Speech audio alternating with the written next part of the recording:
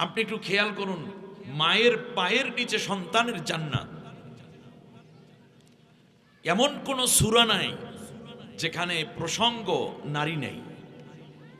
নারীরা গোটা জাতির অর্ধেক জনশক্তি। নারীরা যদি কোনো দিকে ছোটে যে আমরা এই দিকে যাব, সেই দিকে বিজয় চলে আসবে, কারণ নারী মা। আল্লাহু আকবার। মায়ের জাত। নারী কন্যা, নারী খালা, নারী ফুফি, নারী দাদি, নারী নানি, নারী স্ত্রী, যাদের মর্যাদা সর্বোচ্চ জায়গায়। অতএব নারীদেরকে বাদ দিয়ে পৃথিবীতে কেউ কোনো সাফল্য চিন্তা করবে, এটা বোকামি ছাড়া আর কিছু নয়। অর্থনৈতিক সমৃদ্ধিতে নারীর যেমন অধিকার আছে, ঠিক তার পাশাপাশি সমাজ গঠনে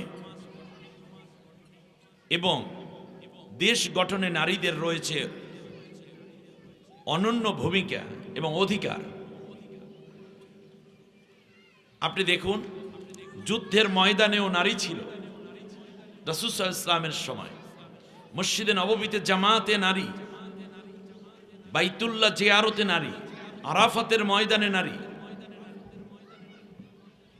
পুরুষের সতীত্ব রক্ষার জন্য নারী, সন্তান দিয়ে নিজের জীবনের ঝুঁকি নিয়ে বংশবৃদ্ধির জন্য স্বামীকে সহযোগিতা করছে এই নারী। প্রতিদিন রান্না করে কষ্ট করে পুরুষদেরকে বা বাসার ফ্যামিলির লোকদের খাইয়ে দিচ্ছে নারী। কষ্টের পর কষ্ট সহ্য করেছে নারী গর্ভধারণ করতে গিয়ে, প্রসব বেদনায় অস্থির, সন্তানকে দুগ্ধদান। আমিও তো কোনো নারীরই সন্তান, আমি তো কোনো মায়েরই সন্তান। এই পৃথিবীতে আল্লাহ রাব্বুল আলামিন বাপ ছাড়া নবী প্রেরণ করেছেন। বাপ ছাড়া নবী আছে, কিন্তু মা ছাড়া কোনো নবী নাই। সুবহানাল্লাহ। মা ছাড়া কোনো নবী নাই। হযরত ঈসা আলাইহিস সালামের পিতা নাই, বাপ নাই, জন্মদাতা নাই। আল্লাহ রাব্বুল আলামিন পবিত্র রূহু সরাসরি দিয়েছেন, কিন্তু তার মা আছে মারিয়াম আলাইহাস সালাম। সুবহানাল্লাহ। এই পৃথিবীতে বাস্তবতা যদি বলি, কোন সন্তান শিশু রেখে যদি মা মারা যায়, এই সন্তান পৃথিবীতে প্রতিষ্ঠা লাভ করা বড়ই কষ্ট। কিন্তু ভুরি ভুরি প্রমাণ আছে, সন্তান ছোট ছোট রাইকা বাপ মরে গেছে, মা দুঃখিনী বেঁচে আছেন, নিজে না খেয়ে না পড়ে কষ্ট করে করে সন্তানদের মুখের দিকে তাকাইয়া মা বাকি জীবন সন্তানগুলোকে বুকে কোলে আলগে রেখেছে। একটা সময় সন্তানরা দাঁড়িয়ে গেছে, সন্তানরা মানুষের মতো মানুষ হয়েছে। বাবা মারা গেলে মা যদি বেঁচে থাকেন সন্তান টিকে যায়, সন্তান প্রতিষ্ঠিত হয়। কিন্তু মা মরে গেলে ওই সন্তান পথে পথে ঘোরে। মা না পাওয়ার কারণে, আশ্রয় না পাওয়ার কারণে সন্তানরা মাথা তুলে দাঁড়ায়, এমন ঘটনা খুবই কম। সুতরাং নারীদের দায়িত্বটাও বেশি, দায়িত্বটাও বেশি। আল্লাহর নবী বলেছেন, খিয়ারুকুম ফি নিসাইহিম, তোমাদের মধ্যে ওই ব্যক্তি উত্তম যে তার স্ত্রীর কাছে উত্তম। চরিত্রের সার্টিফিকেট স্ত্রীর কাছে। শুধু তাই নয়, আল্লাহ নবী সাল্লাল্লাহু আলাইহি ওয়াসাল্লাম বলেছেন, কোন নারী যখন গর্ভধারণ করে, 9 মাস সন্তান পেটের মধ্যে ধারণ করে, তারপর সন্তান প্রসব করে, 2টা বছর পর্যন্ত সন্তানকে লালন করে, দুধ পান করায়, আল্লাহ রাব্বুল আলামিন ওই মায়ের আমল নামায় 2টা কবুল হজ আর 2টা কবুল উমরার সওয়াব নসিব করে দেন। সুবহানাল্লাহ। কোন মা যখন পিপাসার্ত সন্তান, ক্ষুধার্ত শিশু যখন সে তার প্রথম ফোঁটা দুধ গলার মধ্যে দেয়, একটা জীবন বাঁচানোর সওয়াব আল্লাহ রাব্বুল আলামিন মায়ের আমলনামায় দান করেন। প্রতিদিন আপনি সন্তানকে 5 বার দুধ পান করায়, মা 5টা জীবন বাঁচানোর সওয়াব আল্লাহ মায়ের আমলনামায় দান করে দেন। সুবহানাল্লাহ বিহামদি। চিন্তা করা যায়, নারীদের বেসিক অল্প কিছু কাজ আদেশ নিষেধের মধ্যে নিয়ে আসতে পারলে সে জান্নাতি। একেবারে সহজ হিসাব, খুব সংক্ষিপ্ত সিলেবাস। এই কথাগুলো আপনি শুধু শুনলে হবে না মা ও বোন, আপনাকে চলে যেতে হবে এই দাওয়াতি কাজ নিয়ে অন্যের কাছেও। এই কথাগুলো অন্যকে বুঝিয়ে বলতে হবে যে আমরা তো বেহেশত আমাদের হাতের কাছে চলে আসছি, আমার সন্তানটাকে আমি একটু বড় করে তুলব, আমার স্বামীর সন্তুষ্টি আমি চাইব, বাস হয়ে গেল। এখন কিছু দোষ আছে নারীদের, যেগুলো হচ্ছে অবশ্য পরিত্যাজ্য অসৎ গুণাবলী। খেয়াল করুন শব্দটা কেমন, অবশ্য পরিত্যাজ্য অসৎ গুণাবলী। যেই দোষগুলো আপনার ভেতরে থাকলে আপনি আসলেই মোমেনই থাকবেন না। সেজন্য আজকের প্রতিপাদ্য হচ্ছে এটাই। এই যে মনে করেন সামনে নির্বাচন আসতেছে, নারীরা যদি একবার বলে যে আমরা সবাই আগামীতে আল্লাহর কোরআনের জন্য কাজ করব, আল্লাহর কোরআনের পক্ষে যাব, তাহলে আল্লাহর কোরআন বিজয় হবে। পুরুষদের ভোট অত খুব বেশি অত পেরেশান হওয়ার কোনো কারণ নেই, কারণ নারীরা যেই সিদ্ধান্ত নেয় সেটা তারা বাস্তবায়ন করে। সুবহানাল্লাহ। হযরতে আসিয়া রাদিয়াল্লাহু তাআলা আনহা সিদ্ধান্ত নিলেন তিনি সমর্থন দিবেন হযরতে মুসা পয়গম্বরকে। আল্লাহু আকবার। ফিরাউনের স্ত্রী হওয়ার পরেও হযরতে আসিয়া রাদিয়াল্লাহু তাআলা আনহা যখন সমর্থন দিলেন মুসা পয়গম্বরকে, আল্লাহ রাব্বুল আলামিন বললেন তুমি কার স্ত্রী আমি আল্লাহর সেটা দেখার বিষয় নয়, বরং তুমি আমার উপর ঈমান এনেছো, আমার পয়গম্বরকে সমর্থন দিয়েছো, পয়গম্বরের আনুগত্য করেছো, তোমাকে আমি জান্নাত দিয়ে দিলাম। সুবহানাল্লাহ বলেন, কি চমৎকার কথা। তাহলে ফেরাউনের স্ত্রী হওয়ার পরেও আসিয়া রাদিয়াল্লাহু তাআলা আনহা যদি জান্নাতি হতে পারেন, আল্লাহর এত প্রিয় হতে পারেন, আপনি তো ফেরাউনের ঘরের বউ না। না হয় আপনার স্বামী দুই একটা বকাঝকাই করে, সে তো নামাজ পড়ে, সে তো মুসলমান, এরপরেও আপনি যদি জাহান্নামে যান, আপনার মতো পরা কপালী নারী এই পৃথিবীতে আর হতে পারে?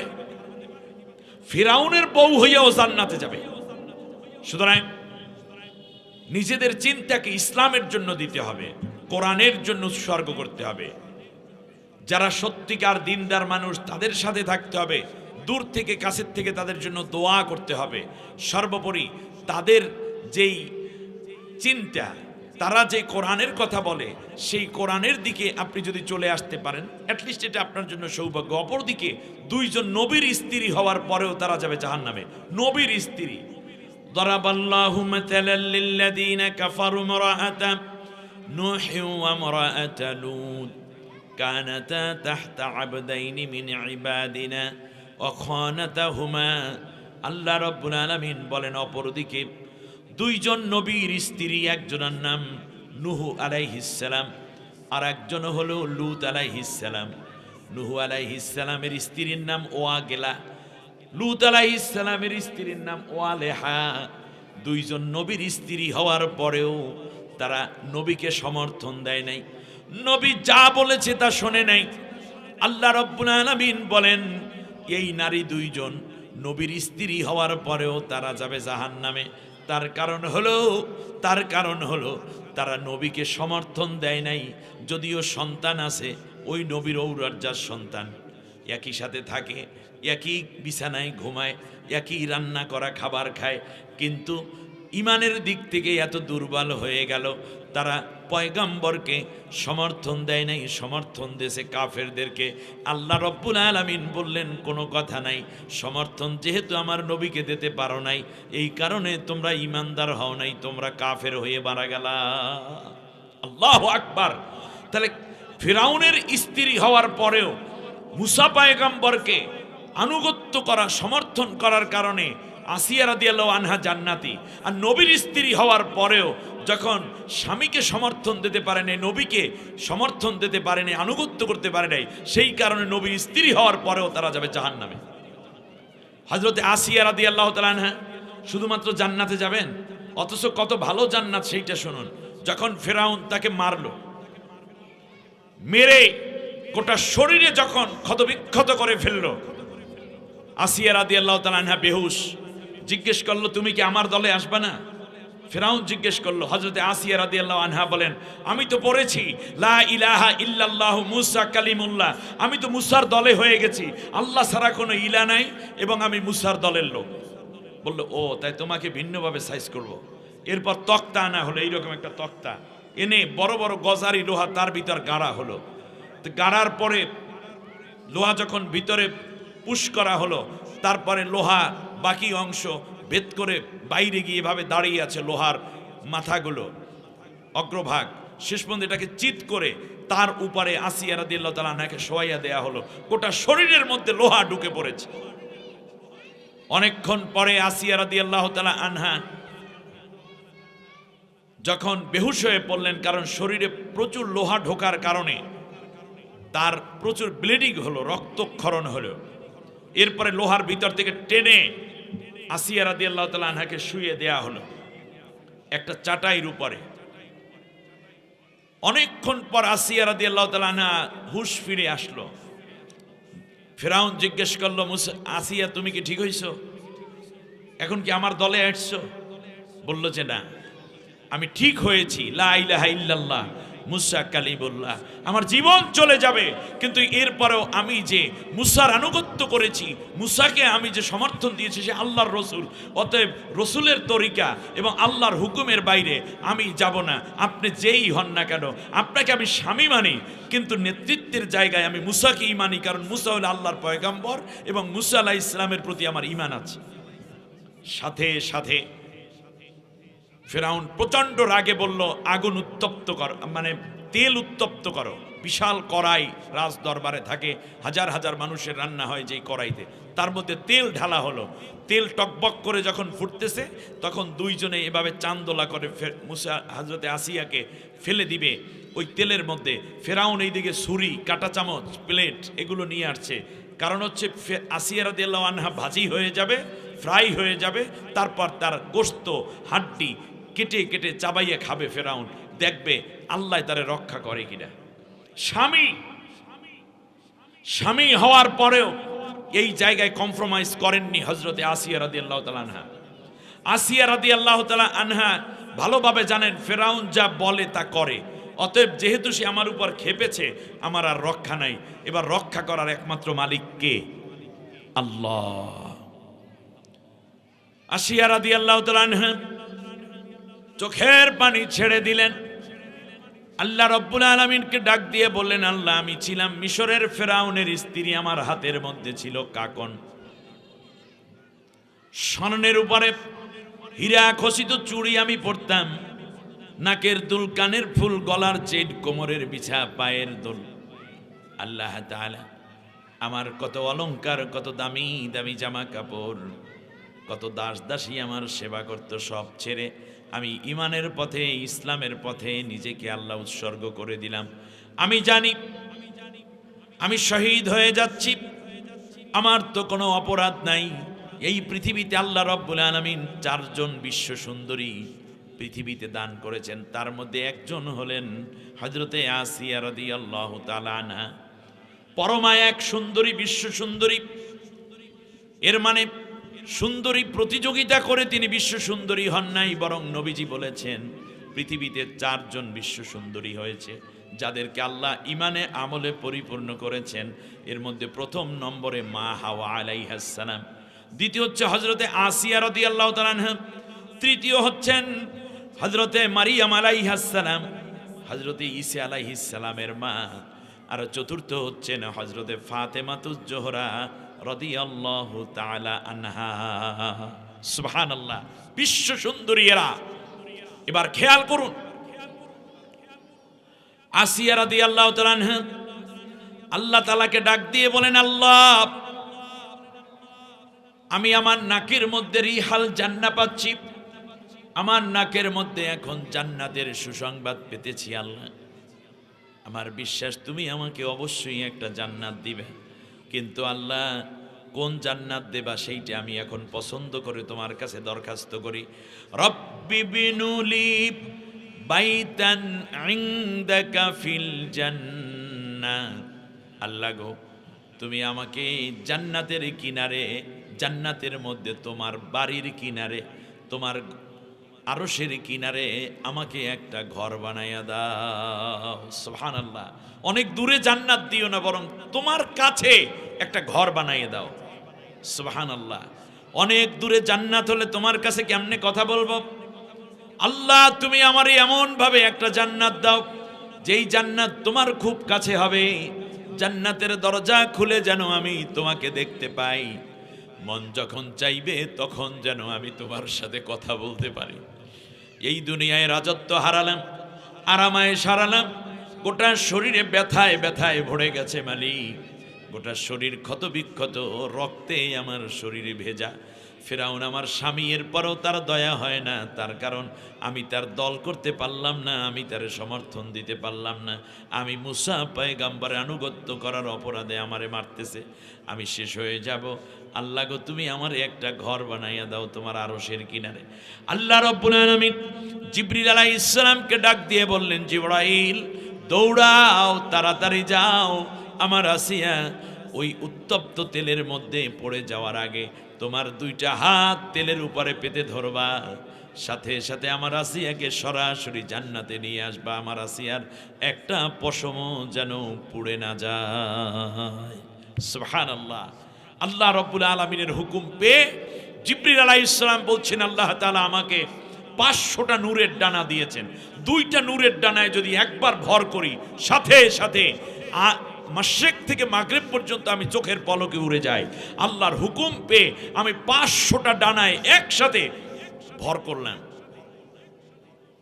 ওরা চান্দোলা করে একদিক থেকে আর এক দিকে নিতে পারে নাই, তার আগেই আমি আমার দুইটা হাত উত্তপ্ত তেলের উপরে পেতে ধরলাম, আসিয়াকে আমি সরাসরি আল্লাহর হুকুম মতো জান্নাতে নিয়ে আসলাম।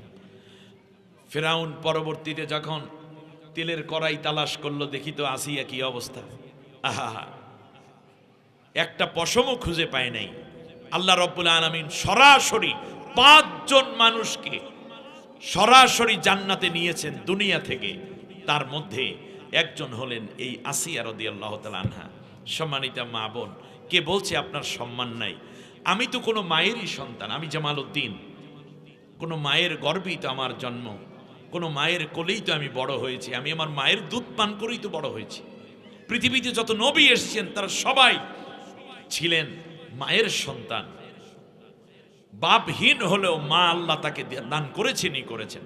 সুতরাং কোনো টেনশন নাই, আপনি জান্নাতে চলে যাবেন, কিন্তু তার আগে কিছু বদ অভ্যাস আছে নারীদের, সেইগুলো যদি আপনি বেঁচে থাকতে পারেন তাহলেই আপনি হয়ে উঠবেন মহিয়সী এক নারী, হয়ে উঠবেন আপনি জান্নাতি এক নারী। তার প্রথম শর্ত হচ্ছে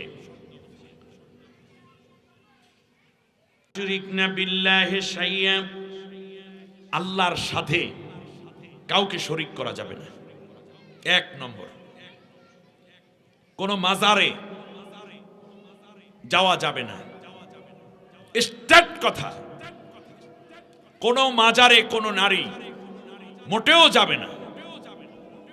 কোন মাজারের নামে মান্যত করা হারাম, কোন মাজারের নামে ছাগল গরু উট দুম্বা বকরি ভেড়া মুরগি হাঁস ডিম কদু কুম্বা কুমড়া চাল ডাল তরু তরকারি সেখান থেকে ধরে মাছ গোশত এই ধরনের কোনো মান্যত করা সম্পূর্ণ হারাম। মাজারের নামে এই ধরনের কোনো কাজ করা যাবে না, এটা শিরক। দ্বিতীয় হচ্ছে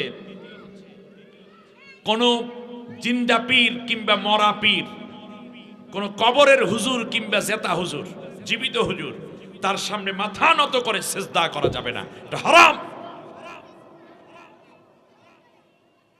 আল্লাহ ব্যতীত জীবিত কিংবা মৃত্যু ব্যক্তির নামে মান্যত করা যাবে না।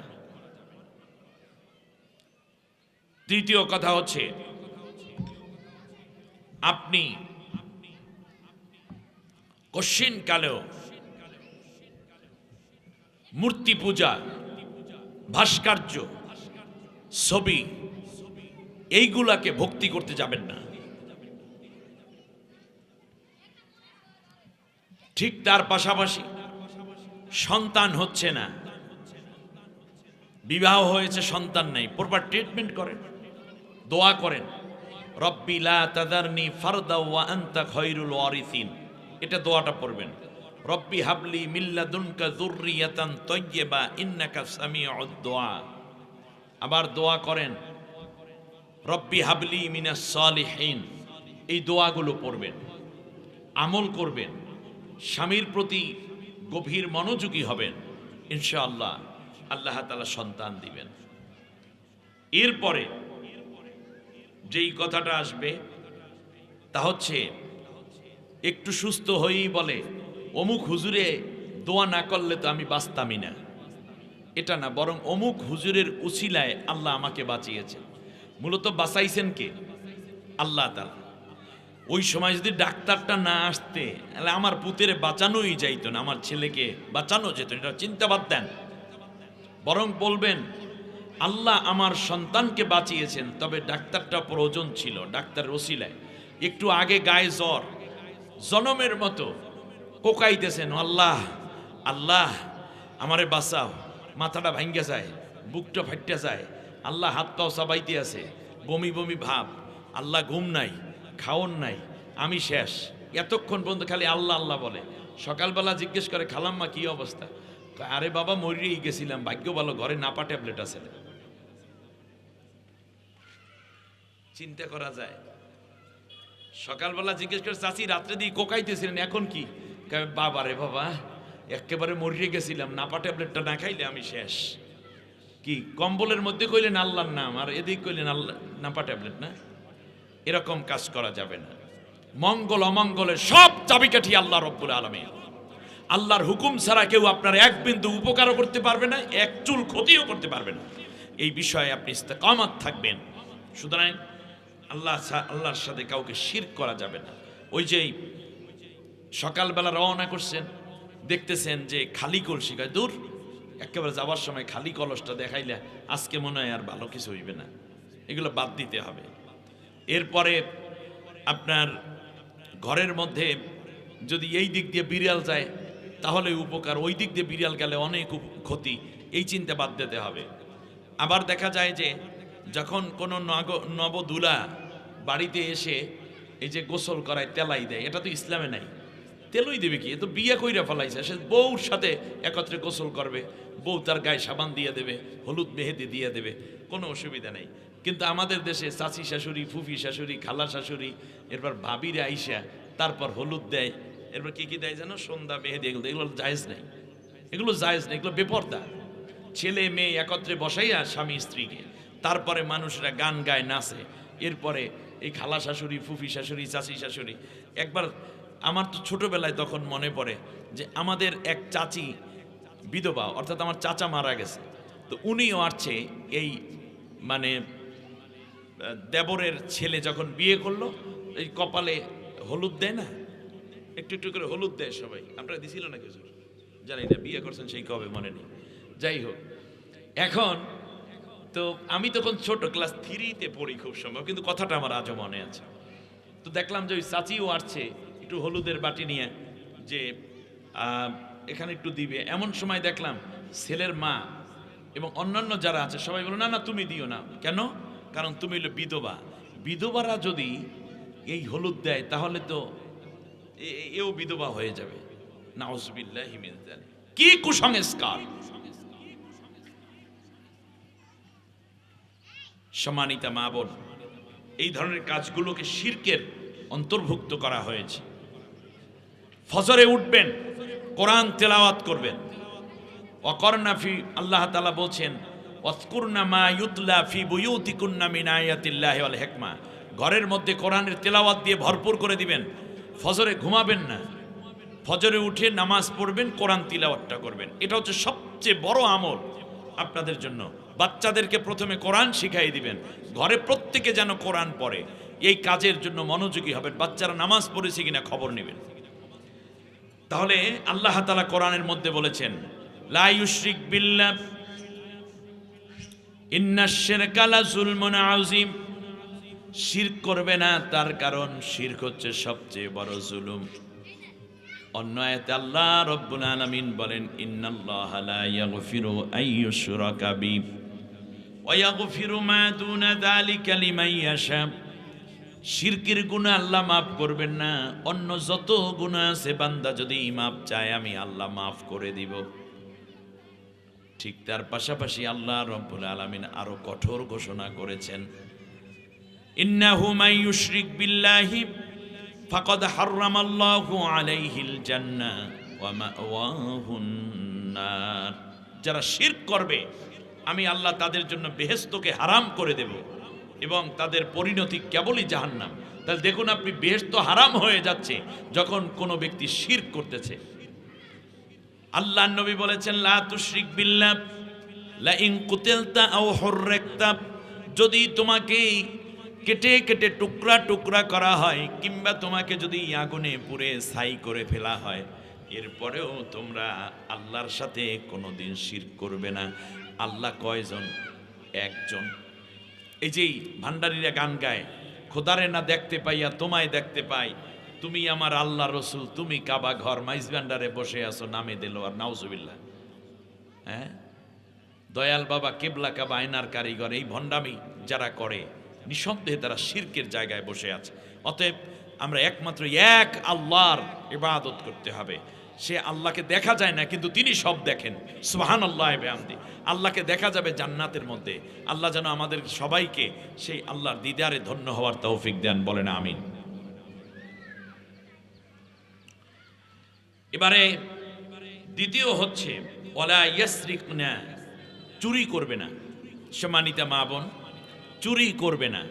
চুরি করাটা কি? এখন তো গ্রামের মহিলা, আপনার আর কি চুরি করবেন? কিছু কিছু মহিলার হয়তো চুরির কিছু অভ্যাস থাকতে পারে, এই অমুকের বোম্বাই মরিচ, অমুকের একটা কাঁচা মরিচ, অথবা কি চুরি করে আমি তো চুরি এটা বুঝতেছি না। তো সেই সময় হয়তোবা নারীরা নারীদের মানে একটা চোরাচুরি অভ্যাস ছিল, তবে বর্তমানে কিছু নারী ছিনতাইকারী হয়েছে। আর বাংলাদেশের সবচেয়ে বড় সুন্নি এক নারী ছিল, সে দিনের ভোট রাতে চুরি করে লয়ে গেছে। কি বলেন মা বোনের, এই কথা জানেন কিনা? দিনের ভোট রাতে নেছে, এটা কি ভালোভাবে না চুরি করে? অবশ্যই চুরি করেছে। কিন্তু আমার কাছে কিছু খবর আছে বড় বড় সুন্নিদের, সেটা হচ্ছে তারা রাষ্ট্রের সম্পদ চুরি করেছে। মহিলা মন্ত্রী ছিল। অতএব এইরকম দুর্নীতি, ঘুষ, জনগণের মাল আত্মসাৎ করে যে সমস্ত নারী, হোক না সে টিওনো, ডিসি, এসপি, পুলিশ। আমি কয়েকদিন আগে বরিশালে একটা মামলার বিষয়ে আমাকে এক লোক রিকোয়েস্ট করলো, তো সেখানে এসআই হচ্ছে নারী, বরিশালের এসআই হইল নারী। ঘটনাক্রমে সে 10,000 টাকা আমার কাছেই চাইয়া হয়েছে। বলছে, আপনি আলেম মানুষ, অন্যদের কাছ থেকে তো 40-50 নেই, আপনি 10,000 দিয়ে দিয়ে। আমি আবার কথা রেকর্ড করে রেখে দিছি, সময় মতো কাজে লাগাবো। এর মানে এই মহিলা সুন্নিও আছে। আমার তো মনে হয় শোনা দরকার, যেহেতু মহিলারা এমপি হচ্ছে, মহিলারা ডিসি হচ্ছে, মহিলারা ওসি হচ্ছে, মহিলারা পুলিশ হচ্ছে, এসআই হচ্ছে, মহিলারা মেম্বার হচ্ছে, চেয়ারম্যান হচ্ছে, মহিলারা উপজেলা চেয়ারম্যান, ভাইস চেয়ারম্যান হচ্ছে, মহিলারা নেত্রী আছে, মহিলারা বিভিন্ন বড় রকমের দায়িত্বপ্রাপ্ত আছে। তখন রাষ্ট্রের সম্পদ এবং জাতীয় সম্পদ যারা চুরি করে, এই চুন্নিদের ব্যাপারে আল্লাহ আয়াত নাজিল করেছেন, পুরুষরা যেমন চুরি করতে পারবে না, নারীদেরও কোনো অধিকার নাই চুরি করার। এজন্য আল্লাহ তাআলা বলছেন, ওমা ইয়াকলুল ইয়াতি বিমা গল্লা ইয়াউমাল কিয়ামা, যারাই পৃথিবীতে চুরি করবে সোরাহি মাল লইয়া, কিয়ামতের দিন তার হাজির হতে হবে। কত দুর্চরিত্রা এক নারী যে চুরি করে। এখন বলতে পারেন, হুজুর ধরা খাইয়ে গেছে, অনেকের মনের মধ্যে কামড় দিয়েছে, কইবেন না যদিও, কিন্তু আমি বুঝে ফেলাইছি। সেটা হচ্ছে স্বামীর পকেটের টাকা চুরি করেন। স্বামীর পকেটের টাকা, বেচারা বেতন পাইয়া 10,000 টাকা আইনে রাখছে পকেটের মধ্যে। সকালবেলা দোকানে টাকা দিতে হবে, তারপরে কিছু ঋণ আছে সেইগুলোও দিতে হবে, সব মিলাইয়া সকালবেলা যখন 10,000 টাকা পকেট থেকে বের করছে, বাইর করে দেখে আছে হইল 9,000 টাকা, 1,000 টাকা নাই। আপনারা না কোন মহিলা এই কাম করে আর কি। তো 9,000 টাকা, 1,000 টাকা গেল কই? সকালবেলা ডাক দিয়েছে পারুল, মানে বোন নাম পারুল আর কি। টাকা গেল কই? কিসের টাকা, কিসের টাকা? দৌড়েই আসছে, একেবারে মনে হয় মঙ্গল গ্রহ থেকে মাত্র নাজিল হইছে। কিসের টাকা? কি কো? হ্যাঁ, টাকা রাখবে আমার কবা না? তোমার কাছে কি বলার আছে? ঘরের মধ্যে আমি, তুমি, এই রুমের মধ্যে আর কেউ তো নাই, বলার কি আছে? বলছে আবার ফিরে গুণে দেখো। আবার স্বামীরই দিয়ে গোনাইছে। কয় সকালে রুমের মধ্যে কে জানে আইছিল, তোমার বইনেরে দেখছিলাম, তোমার মায়ও মনে হয় আইছে। আমি কেডা নেবে টাকা? স্বামী একটু বাঁকা মানুষ, সে একটু শক্ত করে জিজ্ঞেস করে, রুমের মধ্যে কে আসছে না আসছে অত বুঝি না, টাকা তুমি দিয়ে লও। এই তো কান্দনের রোল পড়ে গেছে, পদ্মা মেঘনা যমুনায় ঢেউ উঠে গেছে। কি কো? তুমি কি মনে করছো আমি তোমার টাকা চুরি করছি? আমারে তুমি চোর বানাইলা? এ কোনো কথা? ও আল্লাহ, তুমি আমারে কই রাখলা? আমারে বানাইছে এখন চোর। তুমি আমারে এই বিশ্বাস করলা না কোনোদিনও। স্বামী বেচারা পাগল হয়ে গেছে। শেষকালে কয় দোয়া বসাই মা বসাই, আমার টাকা আসলেই 9,000 ছিল, 10,000 ছিলই না। এইরকম যদি আবার ফিরে কও তাহলে এই জান রাখা কর্ম কি? বুকের মধ্যে একটা থাপ্পড় মারে, এই জান রাখা কর্ম কি? তো মালুনি এনেছে। স্বামীর টাকা চুরি কইরা বাবার হাতে দেয়, ভাইয়ের হাতে দেয়। কানের অলংকার বানাইবে, অলংকার একটা বানাইতে লাগে 50,000, ইতিমধ্যে 1.5 লাখ নেওয়া হয়ে গেছে। এরপর কয় আরো 30,000 না দিলে বানান যাইবে না। এরপর বানাইয়া টানাই আইনে যদি জিজ্ঞেস করে এটা বানাইছে কেটা, এটা দেশে কে? কয় দেশে আমার বাবায়। স্বামীর টাকা বাবার নাম ভাঙ্গাই খায়, ঠিক কিনা? এইরকম কাজ করার দরকার আছে? স্বামী, এই পৃথিবীতে স্বামীরা স্ত্রীকে দিতে চায়, বিশ্বাস করুন এমন কোন স্বামী নাই যে তার স্ত্রীকে দিয়ে সন্তুষ্ট থাকে না। সুবহানাল্লাহ। এরপরেও প্রশ্ন আছে যে হুজুর তাহলে এই যে 1,000 টাকা নিল বা আমি নিলাম, এটা কি হালাল না হারাম? এই মাসলায় বলবো এটা হালাল, কিন্তু নেওয়ার পরে বলতে হবে। আর প্রত্যেক দায়িত্বশীল স্বামীর উচিত তার স্ত্রীকে কিছু হাত খরচ দিয়ে রাখা। আর একটা ব্যাপার আছে, টাকা পয়সা যা আনে তা তো বিশ্বাস করে স্ত্রীর হাতেই দেয়। সুবহানাল্লাহি বিহামদিহি, সুবহানাল্লাহিল আযীম। স্ত্রী আপনি খেয়ানত করবেন না। 3টা খেয়ানত করবেন না আপনি। 1 নম্বর সতীত্বের খেয়ানত। স্বামী ব্যতীত আপনার জীবন, যৌবন, শরীর অন্য কাউকে আপনি দান করবেন না। প্রয়োজনে জীবন চলে যাবে, ইচ্ছায় কিংবা অনিচ্ছায়, পরকীয়া কিংবা প্রেম ভালোবাসার নামে, অথবা কোনো কারণে কশ্চিনকালেও আপনি আপনার দেহ, আপনার সতীত্ব স্বামী ব্যতীত অন্য কারো হাতে বিয়ের আগে কিংবা বিয়ের পরে অর্পণ করবেন না, করবেন না, করবেন না। এটা কেবলই স্বামীর জন্য। 1। দ্বিতীয় হচ্ছে সম্পদের আমানত। আপনি আপনার স্বামীর বিশ্বস্ত ব্যাংক। অনেক স্বামী আছে টাকা পয়সা হিসেব নেন, এই পকেটে টাকা আছে সাইডে রাখো, কত টাকা কি? কারণ সে জানে আমার স্ত্রী এখান থেকে একটি পয়সা আপনার বাবার বাড়ি দিতে পারেন না, আপনার ভাইয়ের পেছনে ব্যয় করতে পারেন না স্বামীর অনুমতি ব্যতীত। হ্যাঁ, অনুমতি নিয়ে যদি আপনি দেন তাহলে সেটা জায়েজ, অথবা দেওয়ার পরে হলেও বলবেন যে আব্বারে যাওয়ার সময় আমি ভাড়া বাবদ 500 টাকা দিয়েছি। আপনি দেখবেন আপনার স্বামী আপনাকে একটুও মন খারাপ করবে না, কারণ স্বামীর এত ছোট মনের না, কারণ সে জানে যে আমার স্ত্রী আমার ঘরে থাকে, বাবা মা সব ছেড়ে, সুতরাং তার তো একটা অধিকার আছে, আমার সম্পদের উপরে তার অধিকার আছে, সে তো ব্যয় করতেই পারে। অতএব আপনার এই অধিকারটুকু আপনি হালাল পথে ব্যয় করবেন, হালাল পথে বক্ষণ করবেন, কখনোই স্বামীর থেকে কিছু গোপন করবেন না, ওয়ালা ইয়াসরিক না। অতএব এই ক্ষেত্রে এই রকম চুরি, অন্যের সম্পদ চুরি করে আনবেন না। আমার বাস্তব জীবনের একটা ঘটনা বলি। তখন মাদ্রাসায় পড়ি, ক্লাস 4, ইয়াজদাহুমে। আমাদের বাড়ি থেকে মাদ্রাসার দূরত্ব হলো 2.5 কিলোমিটার দূর, বর্তমানে মেপে যতটুকু হয়। বর্ষাকাল তো আসতেছি রাস্তা দিয়ে, একটু একটু বৃষ্টি, রাস্তায় কোনো মানুষ নেই। তো আমার পলিথিনের মধ্যে বই, খাতা কলম, জামাটাও খুলে লইছি, পাঞ্জাবিটারে, বৃষ্টি তো এই জন্য ব্যাগের ভিতরে ঢুকাই লইছি। তো রাস্তা দিয়ে যখন আসছি, রাস্তার পাশে ছিল তাল গাছ। তাল গাছটা হলো আমার বাড়ি এবং মাদ্রাসা ঠিক মাঝ বরাবর হবে, করাবাসের ভিড়া এরকম নাম আছে না, ওখানে। তো গাছ থেকে একটা তাল পড়ছে, তালটা এত বড়, কালো গাছ, পাকা তাল, কালো তাল। আপনি বুঝতেছেন এই তাল কালো, যেই সোবরা যেগুলো কালো হয়, এটা তাল বেশি মিষ্টি হয় এবং সুনামও আছে এই তালটার। দুই দিকে চারদিকে তাকাইয়ে দেখি যে কেউ নাই। যেহেতু কেউ নাই, তাল পড়ছে, অতএব আল্লাহর হুকুমে আমারে নেওয়ার জন্য এটা ফালাইছে। এইরকম একটা নিয়ত টিয়ত কইরা তালবে আলিম মানুষ বিসমিল্লাহ কইয়া ব্যাগের ভিতরের কোর্তাডারে খুইলা, মানে কোর্তাডারে না, কোর্তার মধ্যে তালডারে লইয়া, তারপরে কান্দের মধ্যে লইয়া যাইতেছি। এক হাতের মধ্যে বই আর কান্দের মধ্যে ঝুলাই লইছি তাল, কেউ যে না দেখে। শুনতেছেন আমার কথা?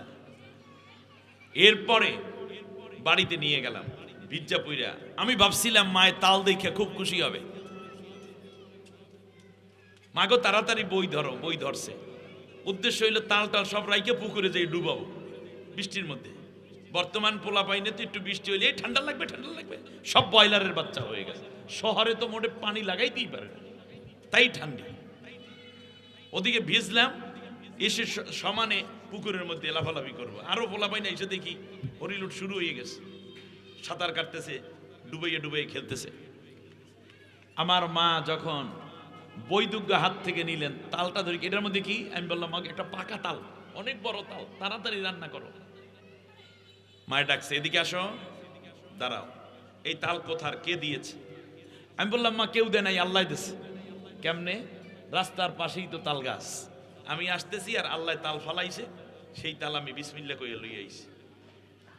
বলছে যে এই তাল যেই গাছের গোড়া থেকে এনেছো, সেই গাছের গোড়ায় না রেখে আসা পর্যন্ত আমার ঘরে তোর ভাত নাই। মা আপনি কি বুঝতেছেন? আমার মা সেই রকম বলি আজকে আমি জামাল উদ্দিন। কোন সুন্নির পেটে আল্লাহ তাআলা আলেম দেন না, হোক সে ছোট্ট চোর কিংবা বড় চোর নারী। আপনি মনে করছেন আপনি ডিসি হয়েছেন সমানে ঘুষ খাবেন, আপনি সচিব হয়েছেন সমানে ঘুষ খাবেন, আর আপনার পেটে আল্লাহ বড় পীর আব্দুল কাদের পাঠাইবে, এটা শয়তানে বিশ্বাস করে, বাস্তবতা নয়। আপনার সন্তান হবে আপনার চেয়েও বড় জঘন্য, এমনকি আপনার সংসার জীবনে আপনি শান্তি পাবেন না, আপনার সন্তান আপনার পুত্রবধূ দ্বারাও আপনি শান্তি পাবেন না। কারণ আপনি ঘুষ খাইয়া খাইয়া এই বাচ্চাদেরকে বড় করেছেন, আপনি খেয়েছেন, আপনার স্বামীরে খাওয়াইছেন, স্বামীর মহব্বতও পাবেন না। মোটামুটি কয়দিন ওই টাকা পয়সা আছে, পরবর্তীতে বৃদ্ধাশ্রম ছাড়া ও মা ও বোন আপনার জায়গা হবে না। অতএব রাষ্ট্রে যারা দায়িত্বে আছেন চুরি করবেন না, কিয়ামতের দিন চোরাহি মাল নিয়ে আল্লাহর কাছে হাজির হতে হবে। শেষ পর্যন্ত আমাকে মাফ করলে, আমি বললাম মাগো বিকালে রাইখে আসি বৃষ্টির মধ্যে। বলছে না, হবে না, আমার ঘরে উঠতে হলে এই তাল যত স্থানে রেখে আসতেই হবে।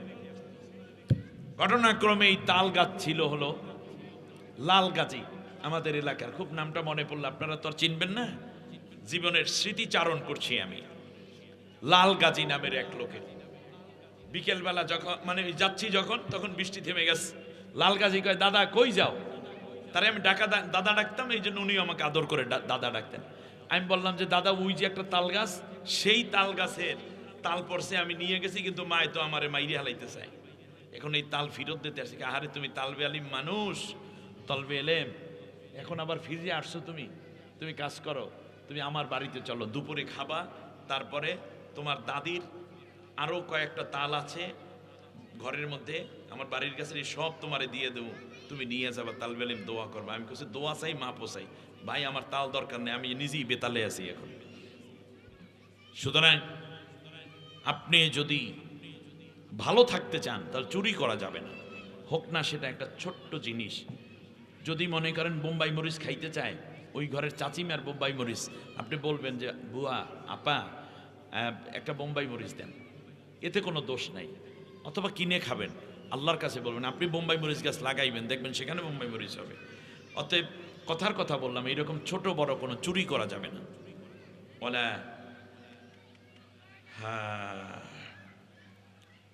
ওলা ইয়াসরিক না ওলা ইয়াসনিন, এবং জেনা ব্যভিচার করা যাবে না।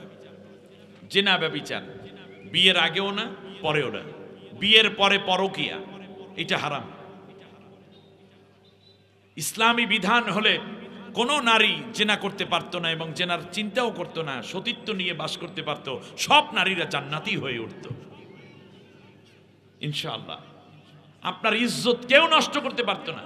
আজকে আপনি একটা মেয়ে আপনার 9-এ 10-এ পড়ে, আপনি শঙ্কিত যে ছেলেদের সাথে কি আড্ডা দেয়, কেমন নাকি হয়, কি নাকি হয়। এজন্য ইসলামে পর্দাকে ফরজ করেছে। পর্দা যদি কেউ করে তাহলে সে তো গুনার কাজের দিকে যাইতেই পারে না, আর পর্দা করেও যদি যায় গুনার কাজে তাহলে মনে করতে হবে এটা শয়তান্যা পর্দা। এই জন্য স্বাভাবিকভাবেই যারা যৌবনের তাড়নায় যদি জেনা করেও বসেন, আজকে তওবা করেন, জীবনে কোনো দিন স্বামী ব্যতীত অন্য কারোর সাথে আমি দৈহিক সম্পর্ক করব না, তাহলে আপনি জান্নাতি। আল্লাহ রসুল সাল্লাল্লাহু আলাইহি ওয়াসাল্লাম মেরাজের রাতে গেলেন, আমার কথা শুনতেছেন আপনারা মা বোনেরা? তো সেখানে আল্লাহর নবী অনেক কিছু দেখলেন। একটা ঘটনা শুধু বলি, আল্লাহর নবী শুনতে পেলেন বিকট এক আওয়াজ, নারীর কণ্ঠ, মনে হয় জাহান্নামটা কেঁপে উঠছে। আল্লাহর নবী বললেন, জিবরাইল, এই নারীর কি অপরাধ, এই নারীর কি শাস্তি হচ্ছে? এত বড় কণ্ঠের আওয়াজ আমি শুনলাম। জিবরিল আলাইহিস সালাম বলল, ইয়া রাসূলুল্লাহ, ইয়া হাবিবাল্লাহ, এই নারী দুনিয়ায় জেনাকারিনী ছিল। যেই পুরুষের সাথে সে জেনা ব্যভিচার করত, বিবাহ বহির্ভূত শারীরিক মিলন করত, ওই আকৃতি দিয়ে একটা পুরুষ আল্লাহ তৈরি করেছেন আগুন দিয়ে। আগুনের পুরুষ দেখতে আকৃতি হইল দুনিয়ায় যেই পুরুষের সাথে জেনা করেছে ওই রকম দেখতে। এই পুরুষটা এসে বলে, কই তুমি আমাকে আগের মতো জড়াইয়া ধরো, আগের মতো আমার কাছে প্রেম ভালোবাসার কথা, গল্পের কথা বলো, ফোনের মধ্যে কত মেসেজ দিতে, SMS দিতে, কত ছবি পাঠাইতে, কত কিছু করতে। আজকে আমার সাথে সেই মায়া মহাব্বত, আমাকে আদর করো, সোহাগ করো। মহিলা জানবে এইটা আগুনের পুরুষ, পিছনে মহিলা পিছন ফিরে দেবে দৌড়। এরপরে ওই আগুনের পুরুষও পেছনে পেছনে দৌড়াবে। একটা পর্যায়ে পুরুষ তাকে জড়াইয়া ধরবে। জড়াইয়া ধরার সাথে সাথে মাথার তালু থেকে পায়ের তালু পর্যন্ত গোটা শরীর মোমের মতো গলে যাচ্ছে, হাড্ডি গুড্ডি সব আগুনের তাপে শেষ হয়ে যাচ্ছে। ওই যে জড়াইয়া ধরার সাথে সাথে যে একটা আওয়াজ দেয়, চিৎকার করে, ওই চিৎকারের আওয়াজ আপনার কানে এসেছে। আল্লাহু আকবার! পারবে এত এত এত এত আযাব সহ্য করতে পারবে তুমি?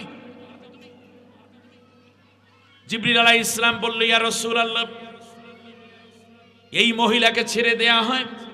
ছেড়ে দেওয়ার সাথে সাথে আবার আগের মতো মহিলা, জলসানো মহিলা আগের মতো আবার তৈরি হয়ে যায়। এরপর আবার ওই পুরুষটা তাকে ধরতে চায়।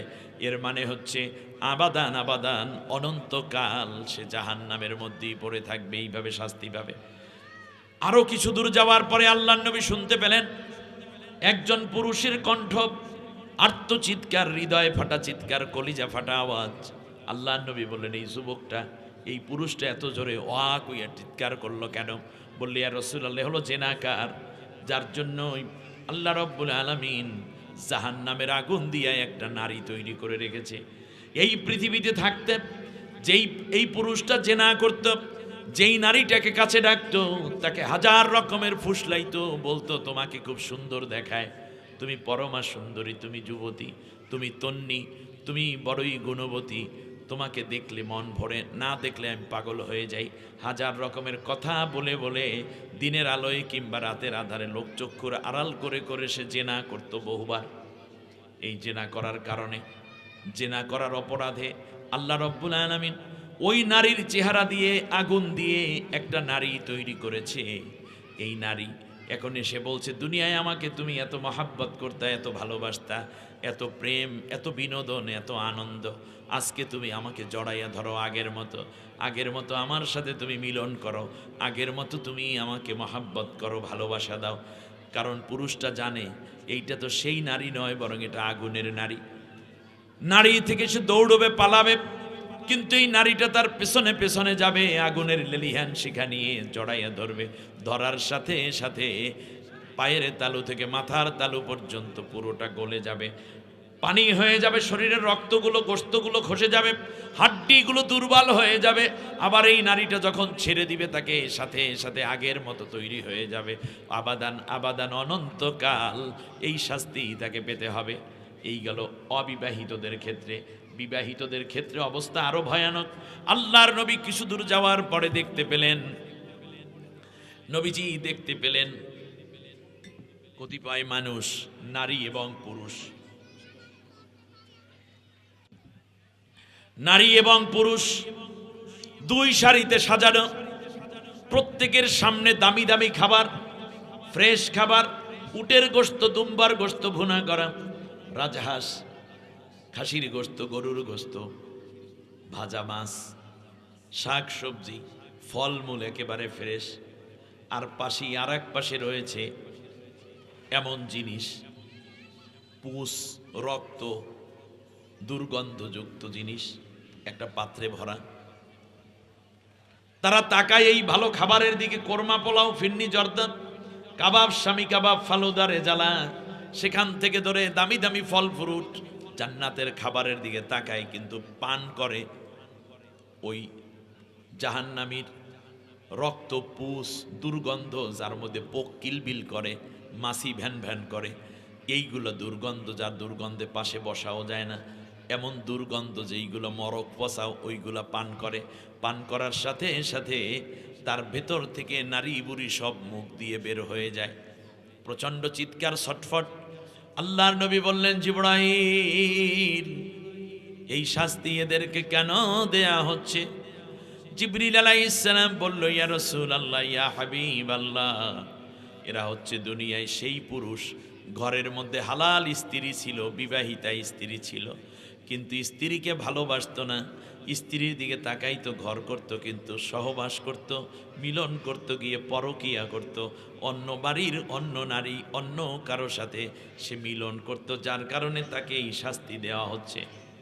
অর্থাৎ ঘরে স্ত্রী আছে কিন্তু স্ত্রীর সাথে মিলন হয় না, মিলন হয় অন্যের সাথে, তাদের জন্য এই শাস্তি। আল্লাহ নবী বললেন, মহিলাদের অবস্থা এরকম কেন? বলল, একই কারণ। ঘরের মধ্যে স্বামী আছে, স্বামীরে দেখলে ভালো লাগে না, স্বামীর সাথে বকাবকি, একটু হলেই বলে তোমার সাথে থাকবো না, তোমার ঘর করব না, এই রকম কথাবার্তা বলে বলে চলে যায়। পরপুরুষকে ফোন দেয়, তাড়াতাড়ি আইসো, নিশীতে কল কইরো, আমার ফোনে রে বোমরা। স্বামী ঘরে আসলে বিরক্ত, স্বামী কোথায় গেছে তাড়াতাড়ি করে ফোন দেয়, আইসা পড়ো, ঘরে কেউ নাই। এমনও ঘটনা ঘটতেছে, দেখুন, স্বামীরে মাইরা ফালাইয়া পরকীয়ায় লিপ্ত হচ্ছে, সন্তানটাকে মেরে ফেলে পরপুরুষের সাথে যাওয়ার জন্য। কত জঘন্য হতে পারে নারীদের, কত চরিত্র কিছু নারীদের। ও আমার মা বোনেরা, ভালো করে বুঝুন, স্বামী ছাড়া অন্য কাউকে গ্রহণ করার নিয়ত মাথায় আনবেন না, এটা শয়তানি, এটা আপনার জাহান্নামের পথ। অতএব পরকালে ওই নারী ওইটা ভক্ষণ করতেছে, সাথে সাথে নারী ভুঁড়ি, কলিজা, হার্ট, কিডনি, লিভার সব কিছু মুখ দিয়ে বের হয়ে যায় আর ছটফট করতে থাকে। আল্লাহর কুদরতে আবার ওটা পেটের ভিতরে যায়, আবার সে সুস্থ হয়, আবার ওইগুলা পান করে, আবার তার ওই বমি হয়। এমনি করে করে অনন্তকাল সে এই জাহান্নামের শাস্তির মধ্যেই পড়ে থাকবে। নবীজি বলেছেন, মাইয়াজমিনুলি মা বাইনা রিজলাইহি ওয়া লিহিয়াইহি আযমিনু লাহুল জান্নাহ, যে ব্যক্তি আমার কাছে সে নারী হোক পুরুষ হোক ছাত্রছাত্রী হোক, কলেজ স্কুল ইউনিভার্সিটিতে পড়ুক, সে বুয়েটে পড়ুক, ইঞ্জিনিয়ারিং পড়ুক, মেডিকেলে পড়ুক, সাংবাদিক হোক, সে যেই হোক, যদি আমার কাছে দুইটা জিনিসের জামিনদার হয়, আমি তার জন্য বেহেস্তের জামিনদার হব। এক নম্বরে তার দুই চোয়ালের মাঝখানে যা আছে, মানে জিব্বা, এই জিব্বা দিয়ে মিথ্যা বলবে না, গালিগালাজ করবে না, চগলখুরি করবে না, ঝগড়া ফাসাদ করবে না, গীবত করবে না, এই জিব্বাটার আমানতদার হও। আর দুই উরুর মাঝখানে যা আছে, মানে তোমার সতীত্ব, তুমি জেনা ব্যভিচার করবে না, তুমি স্বামী ব্যতীত অন্য কারোর সাথে মিলন করবে না, স্ত্রী ব্যতীত অন্য কারোর সাথে তুমি হে পুরুষ মিলন করবে না। এই রকম যদি আমার কাছে ওয়াদাবদ্ধ হতে পারো, আমি মুহাম্মদুর রাসূলুল্লাহ তোমার জন্য বেহেশতের জামিনদার হয়ে যাব। সুবহানাল্লাহ। অতএব জীবনের কোনো মুহূর্তে যদি শয়তানের ওয়াসওয়াসায় পড়ে কেউ এই খারাপিটা করেও ফেলেন, আজকে আমরা কিছুক্ষণ পর মুনাজাত দেব, এই মুনাজাতের আগে তওবা করব। চোখের পানি ছেড়ে আল্লাহর কাছে তওবা করলে আগের গুনাহগুলো আল্লাহ মাফ করে দিবেন, আগের গুনাহ আল্লাহ মাফ করে দিবেন। কিন্তু সামনে আর এই রকম অপরাধ মোটেও করবেন না। এই জন্য আল্লাহর কাছে তওবা করেন। মাগো, আজকে মরলে কালকে দুনিয়ায় যৌবন থাকবে না, কিন্তু গুনাহ থেকে যাবে। আপনার আজকের রঙ্গরস থাকবে না, কিন্তু গুনার বোঝাটা ঠিকই থেকে যাবে। এজন্য আজকের এই মাহফিল আমাদের জন্য বড় নেয়ামত। আমরা এই জেনা ব্যভিচার থেকে বাঁচবো। আপনার সন্তান, আপনার মেয়েটা কার সাথে ফোন দেয় দেখা দরকার, রাত্রি কি করে দেখা দরকার। আপনার ছেলে বড় হয়েছে, তাতে কি ওর মোবাইল চেক করবেন মাঝে মাঝে। এই অন্যায়গুলো থেকে আল্লাহ যেন আমাদের হেফাজত করেন। তবে যদি বাংলাদেশে আল্লাহর কোরআনের হুকুমাত প্রতিষ্ঠিত হয় আল্লাহ তাআলার, তাহলে কোরআনের আয়াত বাস্তবায়িত হবে। আয-যানিয়াতু ওয়াজ-যানি ফাজলিদু কুল্লা ওয়াহিদিন মিনহুমা মিয়াতা জালদা। জেনাকার জেনাকারিনী 100টা করে বেত্রাঘাত দাও যদি অবিবাহিত হয়। যদি দুইটা জেনাকার, একটা ছেলে একটা মেয়ে জেনা করবে, যদি এই নাজিরপুর বাজারে ধইরা 100টা করে বেত্রাঘাত দেয় অনেক মানুষের সামনে, দেখবেন এই সমাজের মধ্যে আর কেউ জেনা করার সাহস নামও নেবে না। তার কারণ জানে, ওরে বাবারে, ইজ্জতও শেষ, শরীরও শেষ।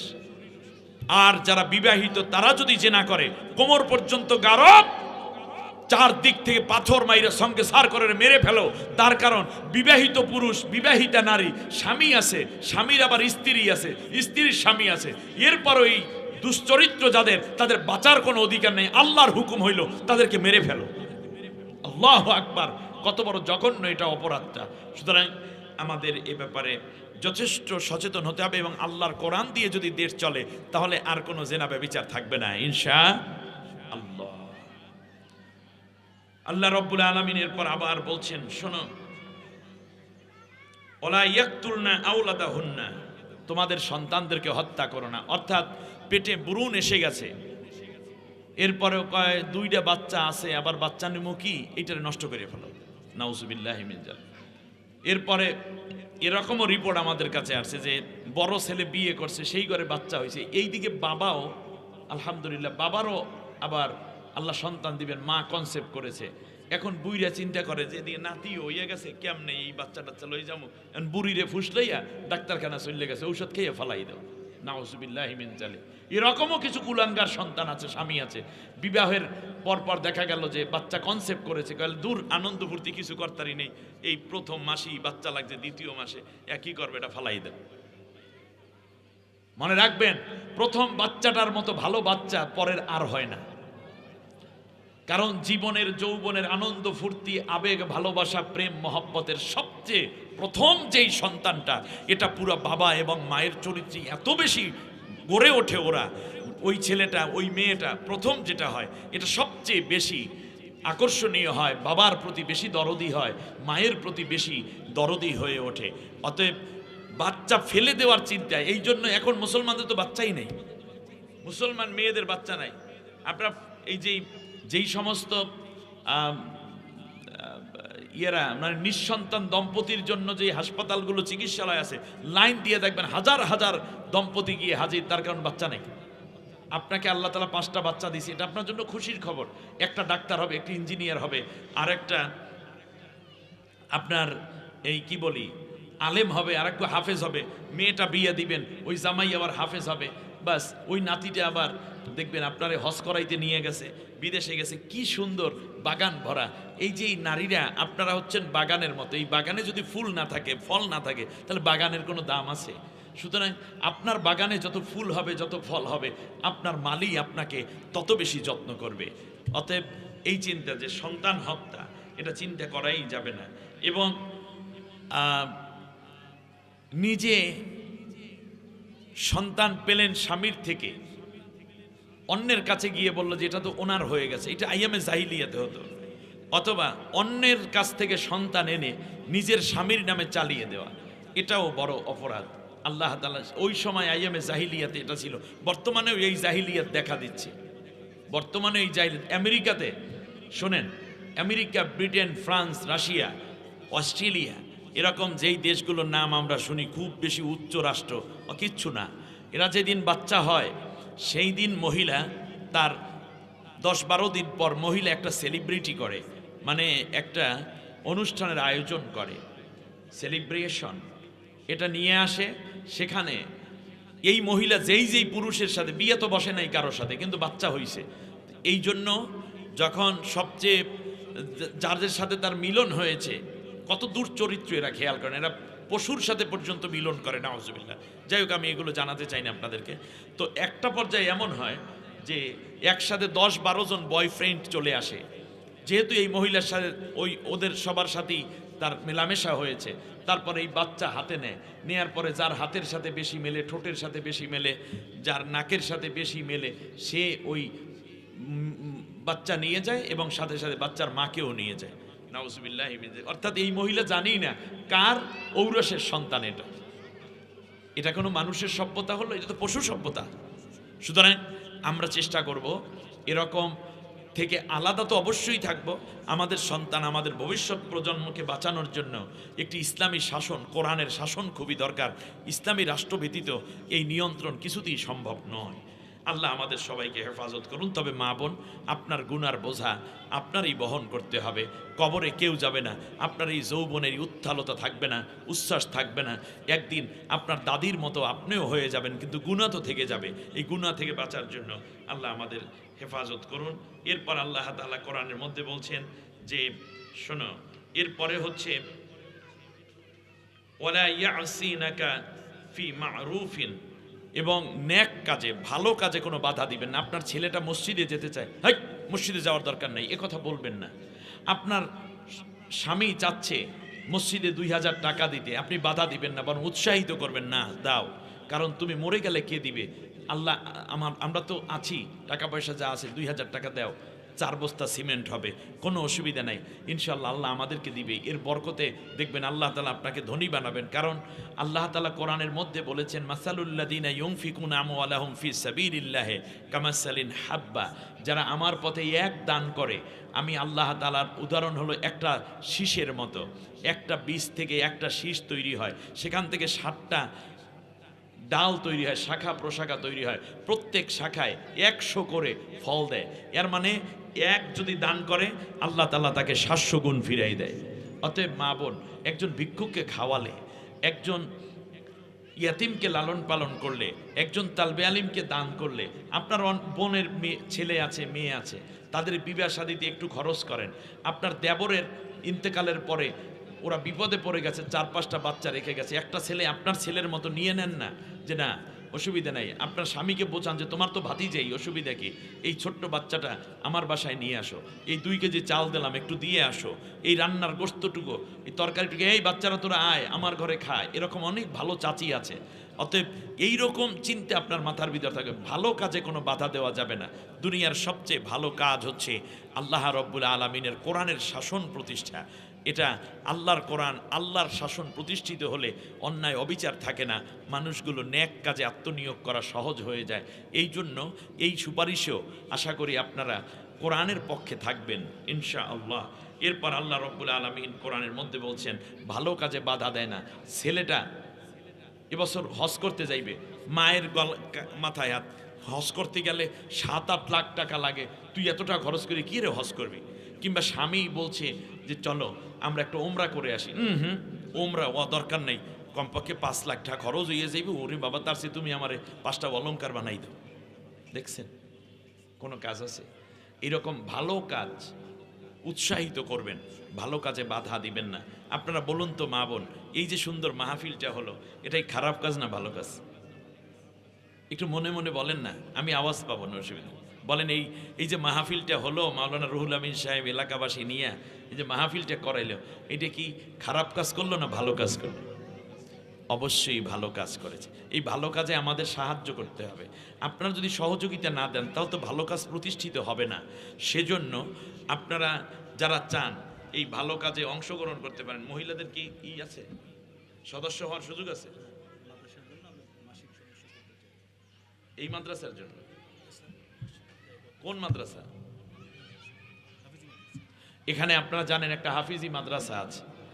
আপনার ছেলে হয়তো হাফেজ হতে পারে, নাও হতে পারে, কিন্তু এই মাদ্রাসায় যদি আপনি দান করেন এই হাফেজ ছেলে আপনার জন্য দোয়া করবে। এই হাফেজ ছেলে আপনার জন্য দোয়া করবে, আরও কোরআন পড়বে। আপনি যদি দোয়া নাও করে আপনার কবরে সওয়াব যাইতে থাকবে। আপনি আশ্চর্য হয়ে যাবেন, ইয়া আল্লাহ এত সওয়াব আমার, আমি তো গুনাহগার ছিলাম দুনিয়ায়, আমি জান্নাতি হয়ে গেলাম কেমনে? তার কারণ আপনি হাফিজি মাদ্রাসায় আপনি দান করেছেন। ওখানে আপনাদের কাছে একটা রুমাল যাচ্ছে। এই মাদ্রাসায় আপনারা যে যা পারেন এই ভালো কাজে আপনারা অংশ নেন। আর আপনারা যদি স্থায়ী সদস্য হইতে চান যে প্রতি মাসে আমি 100 টাকা দেব, 50টা মা বোন, তাহলে আসুন আমরা কি কি কাজ করব না, যেখানে আল্লাহ নবী নিজেও বায়াত নিতেন। 500 টাকা, 100 টাকা, 200 টাকা, 50, 20 যে যা পারেন আল্লাহর রাস্তে দান করেন। 1 নম্বর কথা হচ্ছে, আমার কথা মন দিয়ে শুন, মাশাআল্লাহ সবাই দান করছে, আল্লাহ তুমি দান কবুল করে নাও। যে যেই নিয়ত করে দান করছে আল্লাহ তুমি সকলের মনের নেক নিয়তগুলো পুরা করে দাও। আল্লাহ যার যে বিপদ আছে, অসুস্থ আছে, আল্লাহ তুমি বিপদ আপদ কাটাই দাও। আল্লাহ অনেকের সন্তান দেশের বাইরে আছে কিংবা ঢাকা থাকে, বিভিন্ন চট্টগ্রামে থাকে, আল্লাহ যে যেখানে আছে সকলকে তুমি সুস্থ রাখো।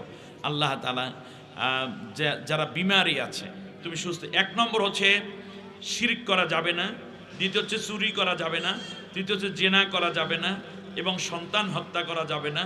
কোনো অভিযোগে সন্তানকে অন্যের কিংবা অন্যের সন্তানকে নিজের সন্তান বলে স্বামীর ঘাড়ে চাপিয়ে দেওয়া যাবে না।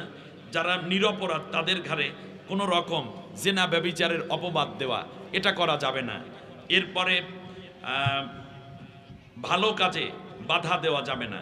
তার বিপরীতে আমরা কি করব সেইটা একটু শুনুন। 1 নম্বরে হচ্ছে আমরা শিরক করব না, চুরি করব না, জেনা করব না, এবং সন্তানদেরকে হত্যা করব না, সেটা পেটের ভিতরে হোক দুনিয়ায় হোক। এরপরে কারো অপবাদ দেব না, এবং কোনো অপবাদ কারো ঘাড়ে চাপিয়ে তার বদনামি করার চেষ্টাও করব না। এরপরে আমরা এখন থেকে ভালো কাজে পরস্পরে সহযোগী হয়ে উঠব, ভালো কাজে পরস্পরে সময় দেব। যেমন পুত্রবধূ রান্না করছে, শাশুড়ির নামাজ শেষ, আপনি গিয়ে বলেন মা তুমি নামাজ পড়ে আসো, আমি একটু চুলায় জাল দিই। এই যে কত সুন্দর কাজ। এরপরে শাশুড়ির পাশাপাশি পুত্রবধূ বলতে পারেন আম্মা আপনি তাহলে গোসলটা করেন, নামাজে দাঁড়ান, আমি এই দিকটা সামলাচ্ছি। এই যে ভালো কাজে পরস্পরে, ভাবি আপনি এই কাজটুকু করেন, আমি নামাজ পড়ে আসি, অথবা আমি নামাজ পড়তে, আপনি নামাজ পড়তে যান, আমি আপনার কাপড়টা ধুয়ে দিচ্ছি। এই যে সুন্দর। জি আলহামদুলিল্লাহ। আরজু বেগম, আমরা দোয়া করবো আরজু বেগমের জন্য, আল্লাহ তার ন্যাক আশা পুরো করুন। আর এক বোন 200 টাকা দিয়েছেন, আল্লাহ সকলকে কবুল করুন। কেউ যদি 1500 টাকা দিতে চান আমার কাছে পাঠিয়ে দেন, আমি দোয়া করে দেব ইনশাআল্লাহ। এরপরে আল্লাহ তাআলা নবীকে আল্লাহ বলছেন যদি নারীরা এই গুনাহ থেকে বাঁচার সিদ্ধান্ত নেয় তাহলে অস্তাগফির লাহুন্না, তাহলে তুমি তাদের সাথে তাদেরকে বায়াত দাও এবং তাদের জন্য আমার কাছে ক্ষমা চাও, তাহলে আমি আল্লাহ তাদের জীবনের সব গুনাহগুলো মাফ করে দেব। সুবহানাক আল্লাহুম্মা বিহামদিক আশহাদু আল্লা ইলাহা ইল্লা আনতা আস্তাগফিরুকা ওয়া আতুবু ইলাইক। মা বোন আমার আগে সম্মানিত আলেম খুব সুন্দর কথা বলছেন, যেই নারী আমার কাছে 4টা কাজের জামিনদার হবে, নবী বলেন আমি তার জন্য বেহেশতের জামিনদার হব। 1 নম্বর যে দৈনিক 5 ওয়াক্ত নামাজ পড়বে, নামাজ ছাড়বেন না। দ্বিতীয় হচ্ছে রমজানের রোজা রাখবে। তৃতীয় হচ্ছে স্বামীর খেদমত করবে, স্বামীর দোষ ধরবেন না, স্বামীকে নিয়ে বাস করুন, ভালোভাবে বাস করুন, তাকে ক্ষমা সুন্দর দৃষ্টির দেখবেন, তার কোনো অপরাধ থাকলে সংশোধন করবেন, বিচ্ছিন্ন হওয়ার চিন্তাও করবেন না, আর পর্দা পুশিদা মতো চলবে। এই 4টা কাজের জামিনদার হন, আল্লাহ নবী বলছেন আমি তোমার জন্য বেহেশতের জামিনদার হব। নামাজের সূরাতে বসুন, একবার আলহামদু সূরা, 3 বার কুল হুয়াল্লাহ পড়ুন।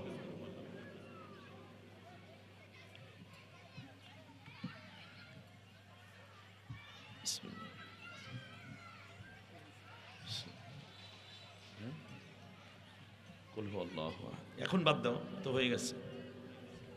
কুল হুয়াল্লাহু আহাদ আল্লাহুস সামাদ